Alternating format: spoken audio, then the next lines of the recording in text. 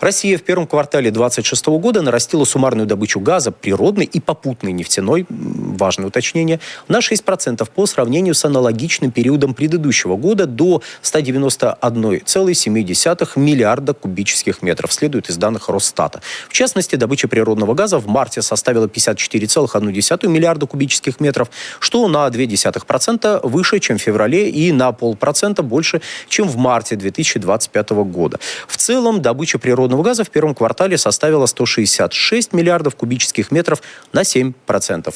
Выше, чем за аналогичный период годом ранее. Ну и в России производство сжиженного природного газа выросло. Давайте об этом тоже пару слов скажем. Не просто выросло, а... Вот до каких объемов. Россия в марте 2026 года произвела 3,3 миллиона тонн сжиженного природного газа, что стало абсолютным максимумом для одного месяца, следует из данных Росстата. Этот показатель был достигнут на фоне рекордного экспорта в Европу. Производство СПГ в марте составило 3,31 миллиона тонн, что на 15,2% больше февраля и на 13,3% выше, чем в марте 2025 года. Ну и про рекордные поставки в Европейский Союз, раз они тут упомянуты были, давайте тоже поговорим, как там у них дела, все ли хорошо, как себя чувствуют. Объем поставок сжиженного природного газа из России в страны Евросоюза в первом квартале 2026 года составил 6,544 миллиарда кубических метров. Это абсолютный квартальный рекорд за все время поставок, следует из данных расчетов Инфотек с опорой на данные Брюгель. Для сравнения, за январь-март 2025 года страны ЕС импортировали 5,492 миллиарда кубических метров российского СПГ. Предыдущий рекорд был установлен в первом квартале 2024 года, около 6 миллиардов кубических метров. Суммарные поставки российского газа за первый квартал 2026 года, соответственно, составили 11,52 миллиарда кубических метров, на 1,5 миллиарда кубов, больше, чем за тот же период 2025 года. Это лучший результат с четвертого квартала 2024 года, когда страны Евросоюза импортировали 14,125 миллиарда кубических метров российского газа. Вот после всех этих цифр, вот после всех этих рекордов, ура, рекорд, первый квартал. С 25 апреля в Евросоюзе вступил в силу запрет на импорт российского СПГ. Но тут стоит... Полностью. Мы сейчас следующую цитату и как раз поговорим. Сначала напугаем аудиторию, а потом... или порадуем какую-то часть аудитории, а потом будем расстраивать. Вступает в силу запрет Евросоюза на импорт, покупку и передачу российского сжиженного природного газа по контрактам, заключенным сроком до 1 года, то есть по краткосрочным контрактам. Запрет именно на импорт действует как ввиду санкционных ограничений, которые подтверждаются странами ЕС каждые полгода, так и в рамках директивы ЕС по отказу от российского ископаемого топлива Repower Gas Regulation. Однако, в отличие от санкций, в рамках директивы ЕС не запрещены покупка или передача российского СПГ, включая передачу в третьи страны. По обоим документам запрещается только импортировать СПГ из России. И вот давайте теперь поговорим, о чем тут, собственно, говорят наши иностранные... нетрадиционные партнеры. Вот все эти чудесные люди. Не-не-не. Подождите, с этой цитаты не будем... ладно, поставили цитату, давайте я ее тоже зачитаю, она тоже будет показательна. «Я считаю необходимым, — говорит глава итальянской крупной энергетической компании Eni, я считаю необходимым приостановить вступающий в силу с 1 января 2027 года запрет на поставку СПГ из России. Из Катара не хватает 6,5 миллиардов кубических метров газа. Но за счет поставок из Конго, Нигерии, Алжира и США мы их возместим. Но кто заместит эти 20 миллиардов кубических метров из России?» Задается вопросом глава Eni. То есть вот эта цитата, она хороша чем? Она показывает, что когда говорят «Европа отказывается», то это какое-то избыточное обобщение. Руководители Европейского Союза настаивают на том, что надо отказаться от российского газа, в то время как покупатели газа, а это не... реальные энергетические компании, которые действительно импортируют, которые действительно поставляют газ по конечным потребителям, в Европе придерживаются иного мнения, чем коллективная Урсула фон дер Каллас. И не надо их путать. Это немножечко разные люди с очень разными интересами. И если бы вот сейчас мнение, которое высказывает глава Эни, не было маргинализировано, ну, возможно, решения на законодательном уровне несколько отличались от тех, которые мы наблюдаем. Итак, почему он говорит про 1 января 2027 года, хотя тут вот 25 апреля, кто виноват, что делать? Смотрите, по сути, в 4 этапа идет запрет на импорт российского газа. Первый этап, вот он, наступил. Я предложил называть не запрет, а отказ. Вот Ушли в отказ. Мы себе запрещаем. Ну, хорошо. Мы не хотим. Самоотказ, самозапрет. В общем, самозапрет на российский газ в 4 этапа идет. Первый этап – это отказ от сжиженного природного газа, который идет по краткосрочным контрактам. Второй этап, он летом текущего года будет. Отказ точно то же самое, но только по краткосрочным контрактам, осуществляемым по трубопроводам. То есть вот газ идет по трубе, все-все-все. Краткосрочный контракт нельзя, все, запретить. А с 1 января 2027 года запрещено импортировать любой сжиженный природный газ, идущий из России. Компания Total здесь могла бы высказать массу интересных слов, как на французском, так, я думаю, на английском и на любом другом доступном языке, потому что эта компания, владеет частью завода Ямал-СПГ. У нее контракт на 4 миллиона тонн сжиженного природного газа. Как у акционера. Как у акционера, конечно. И это объемы, которые эта компания регулярно поставляет в Европу. Это гарантированный объем, который у нее есть. И тут говорят, не-не-не, не надо. Официальный запрос от компании Total Energy за подписью генерального директора Пуяны был с вежливым вопросом. Разъясните, пожалуйста, вот мой французский СПГ, который я покупаю на Ямале, он российский или он мой? Его можно поставлять в Европу или нет? Ответа нет. Нет, там в целом разъяснили, что нет. Импортировать вообще любой газ российского происхождения, как бы вы его ни приобрели, у кого нельзя. Вот в этом регламенте, на который они ссылаются, они прям подробно это расписали. Но самое интересное, что действительно там нету запрета на поставки в другие места. Нету. Если очень надо, вы везите. Кстати, про очень надо. Рекордные объемы импорта газа. В Европейский Союз из России, сжиженного, прошу прощения, природного газа за первый квартал были. Прекратились поставки из Катара. Да, действительно, там 6,5 миллиардов кубов, про которые говорит Эни, это значимый объем, но это объем парируемый на европейском рынке. Правда, вспоминаем, что Катар не только на европейском рынке представлен, а на других рынках. Понимаем, что парировать эти объемы никак нельзя, но мы сейчас коснемся этой темы чуть подробнее. И обнаруживаем, что действительно дыра какая-то получается газовая перед сезоном высокого спроса. Вот сейчас в апреле еще межсезонье, а уже с мая, по сути, а в июне точно начинается сезон высокого летнего спроса на газ. Летний пик спроса.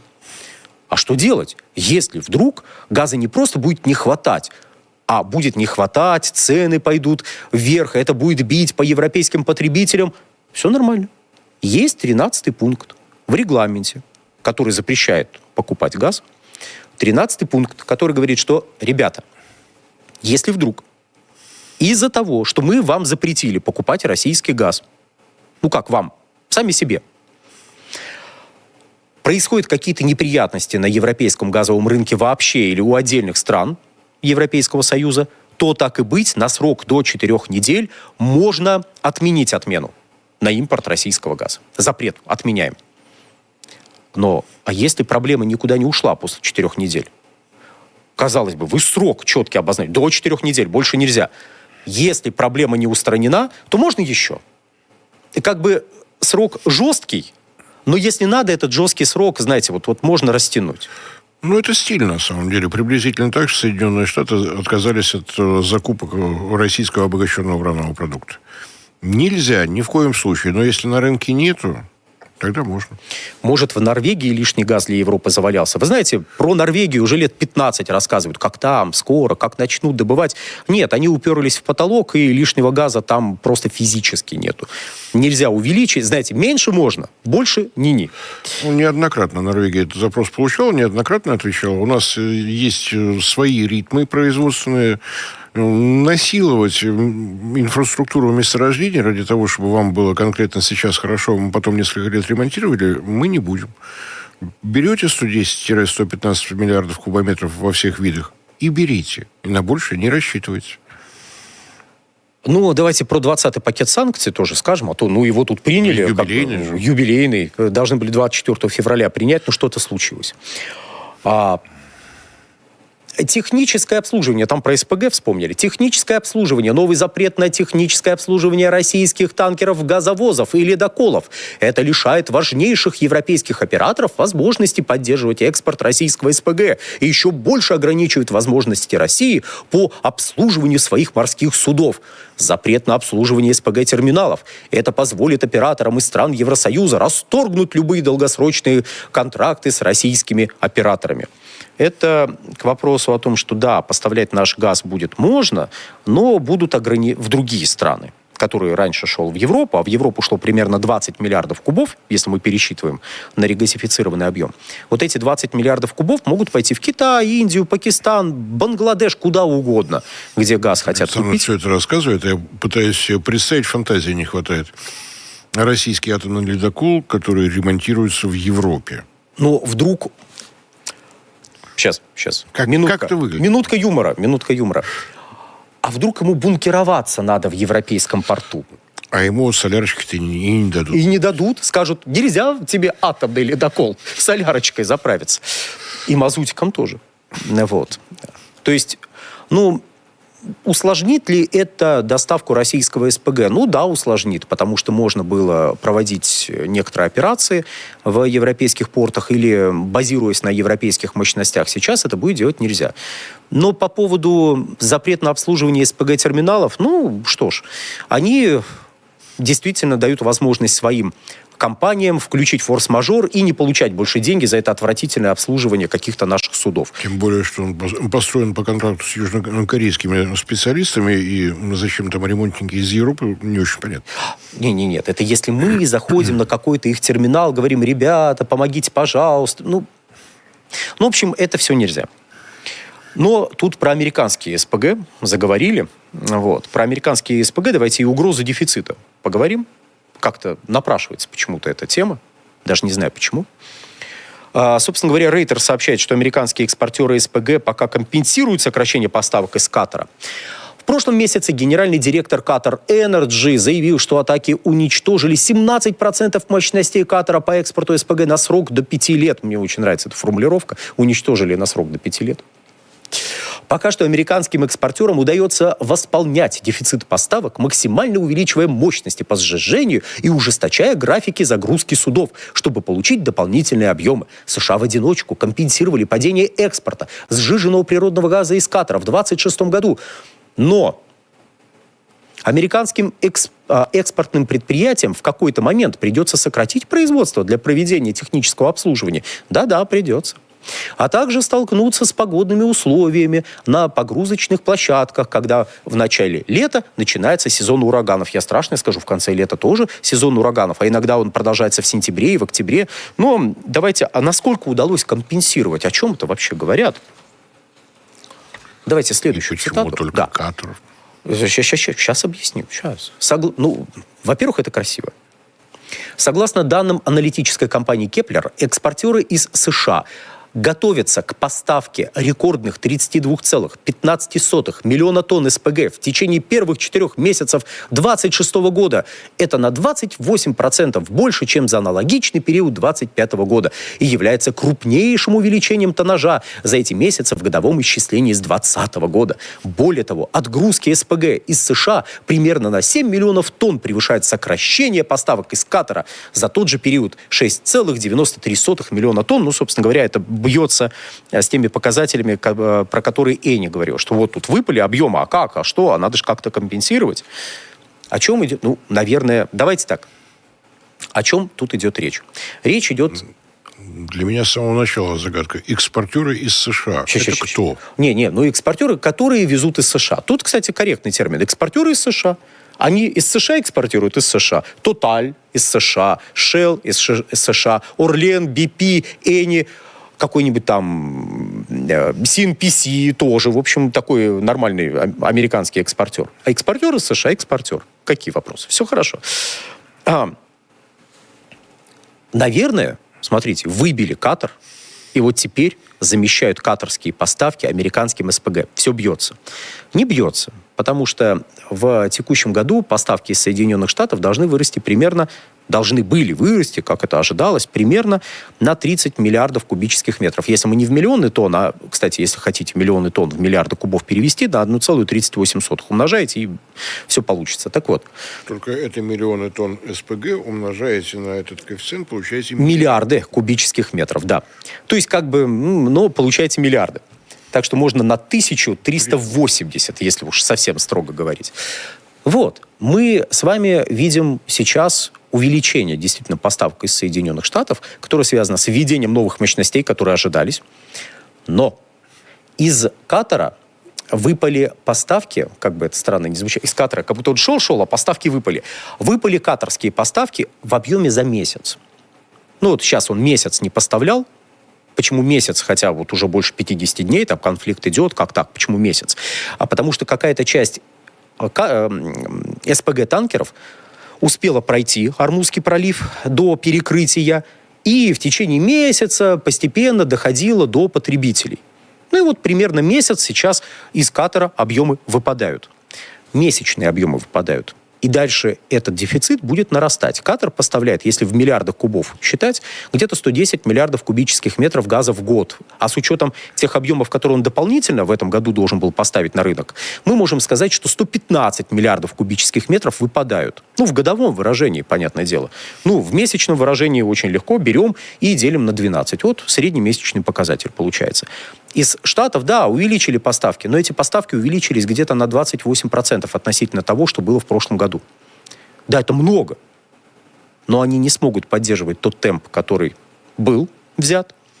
Те объемы, которые сейчас они поставили, да, они превышают объемы, которые шли из Катара, но это не компенсирует выпадающие катарские объемы, если конфликт будет продолжаться. Если Ормузский пролив будет перекрыт, если Ормузский пролив никуда не денется. А давайте на график. Вот график у нас просили. У нас есть график. Один сегодня. Вот есть график. Вот мощностей по производству СПГ в Соединенных Штатах. График был опубликован в октябре 2025 года, до сих пор является предельно актуальным. Вот можно посмотреть количество этих мощностей. И в целом до 2030 года более чем на 90% должны увеличиться мощности по производству СПГ в Соединенных Штатах Америки. Но до 30 года еще довольно далеко. А если катарские мощности будут простаивать, и будут простаивать до лета 2026 года, то значит дефицит будет в 2026 году. Скорее всего, он перекинется на 2027 год. Да, там будет еще сокращение спроса под давлением высоких цен. Мы знаем регион, который любит так делать. А потом говорит, мы заместили поставки из России. Да, мы знаем, как вы заместили. Минус 100 миллиардов кубов. Да, замещение поставок из России. Не будем. Так вот, введение новых мощностей, да, было запланировано. Плюс 28% в текущем году. В 30 миллиардов кубов, если так посчитать. В текущем году. Суммарная прибавка на мировом рынке должна была быть 40 миллиардов кубов. Кстати, почему с 2020 года Reuters пишет? Потому что в 2019 году 55 миллиардов кубов дополнительно было вброшено на мировой рынок. Там 50-55, смотря как мы считаем. Вот. И да, в этом году крупнейший рост поставок. Но без Катара этот крупнейший рост поставок все равно не позволит побороть дефицит. Вот такая вот история. И когда пишут, да-да, вот, американцы увеличили, у нас такие, господи, какой кошмар, американцы увеличили, значит, все. Вот они уже место Катара заняли. Люди, которые так говорят, немножечко ошибаются. Они не могут занять место Катара, потому что дополнительные 30 миллиардов кубов – это все-таки меньше тех объемов, которые выпадают на направлении катарском. И плюс, тут Reuters надо поаплодировать, они вспомнили про техническое обслуживание. Про ураганы, кстати, это вообще не шутка. Для американской нефтегазодобычи, особенно конец лета, это большая проблема, потому что в конце лета всегда производство падает, потому что ураганы настолько мощные, что людей просто с платформ убирают. Люди прячутся. А учитывая, что ураганы проходят зачастую по тем как раз-таки штатам, где ведется активная нефтегазодобыча, как-то так совпадает, что в это время и падают показатели. И терминалы. Знаете, у вас по Мексиканскому заливу гуляет ураган. Терминалы удобно по производству СПГ расположены как раз-таки в Мексиканском заливе. И они такие, так, ребят, давайте мы на ближайшую неделю мы останавливаемся, мы не работаем. Ну, на самом деле, вот чего Рейтерсу не удалось, это вспомнить о государстве Объединенные Арабские Эмираты. Не получилось. Про Оман еще можно вспомнить. Там тоже чуть-чуть. Ну, Объединенные Арабские Эмираты, там, по-моему, 11,2 миллиона. Ну, в сумме, если мы берем и Катар, и вот этих, то с учетом новых мощностей, которые должны были ввести, 125, даже больше 125 миллиардов кубов выпадают. Ну, это только то, что касается СПГ, потому что газ остановлен во всех его видах. С Персидского залива, если с КСИРом не удастся согласовать, не будут выходить азотные удобрения, не будет выходить метанол. Прекращена работа совместного предприятия в Катаре с командой Shell, Gas to Liquid. Нефтепродукты напрямую из газа, это тоже не идет в ту же самую Европу. Отгадаем с 3 раз, куда Shell поставлял. Так что общие объемы выпавшего газа во всех его видах, с учетом того, что немножко перестали работать алюминиевые заводы, это тоже газ. Поскольку для алюминия требуются киловатт-часы, это электростанции. Электростанции работали на дешевом газе. Они не работают. То есть общие потери оцениваются более чем в 200 миллиардов кубометров. Ну и завершая программу, я зачитаю кое-что от одного из наших зрителей. Я не понимаю, почему вы так переживаете о благосостоянии Европы без газа. Где мы переживаем? Где мы переживали? В свете политических изменений наш газ пойдет на производство оружия против нас в конечном итоге. Я думаю, что поставлять ресурс врагу просто преступно. Только не говорите о постоянной выгоде, о потерянной выгоде для России. Это демагогия для лохов. Ну хорошо, для не лохов рассказываю. Если та Европа сейчас вновь начинает закупать российский газ, прекращает безумие вот этих вот санкций, то значит там пришли к власти другие люди, у которых в отношении нашей страны другие планы. И вот одного из этих людей, цитату, мы приводили, который очень недоволен тем, что происходит сейчас в отношении России и поставок энергоресурсов из России. Европа не едина, Европа очень разная. И это нужно понимать, когда вы делаете какие-то выводы. Называть демагогией поступления в государственный бюджет Российской Федерации я бы немножко задумался. Не, это для лохов. Ну вот на этой оптимистической ноте мы сегодня программу будем заканчивать. Если нас было мало, то различные каналы на известных вам сервисах «Нефтегазовая игра», канал Борис Марцинкевич, «Геоэнергетика». Ну и подключайтесь к нам каждое воскресенье в 5 часов вечера. На сегодня все. Всего хорошего. Всем всего доброго.